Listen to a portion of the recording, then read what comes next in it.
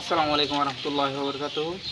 একটা মাহফুজের উপর যে হামলার প্রতি তীব্র নিন্দা জানাচ্ছি। প্রথমে ফার্স্টে একটা কথা বলি, উপদেষ্টা পদ থেকে মাহফুজ যতই ভুল করুক না কেন, মাহফুজের এসেছে উপদেষ্টা পদে এসেছে আমাদের ২৪ গণ অভ্যুত্থানের কারণে।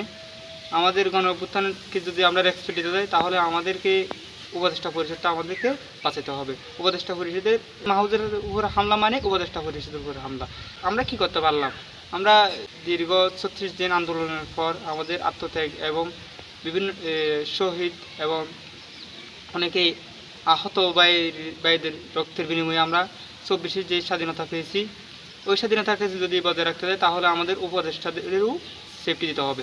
পার্সোনালি মানুষ হিসাবে মাহফুজের যদিও ভুল থাকে তাহলে ওটা মানুষের জায়গায় রাখতে হবে। পাবলিক প্লেসে এসে মাহফুজের উপর হামলা ওটা মোটেও কাম্য নয়।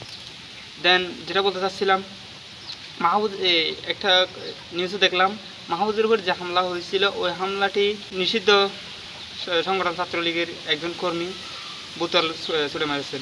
তো কীভাবে উনি এখানে এসেছেন? নিষিদ্ধ দলের সংগঠনের একজন কর্মী হয়ে কীভাবে উনি এসেছেন ওটা আমাদের একটু দেখা জরুরি। কার মাধ্যমে এসেছেন, কীভাবে এসেছেন, কোন মাধ্যমে এসে ওই কাজটা করেছেন।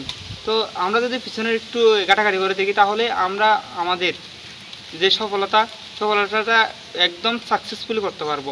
আমাদের মানে পেশিবাদী সরকারকে আমরা যদি এই জিনিসগুলো থেকে যদি আমরা আমাদের উপদেষ্টা মণ্ডলী এবং আমাদের দেশকে যদি বাঁচাতে না পারি তাহলে আমরা পুনরায় আবার পেশিবাদের কাঠগড়ায় পড়ে যাব।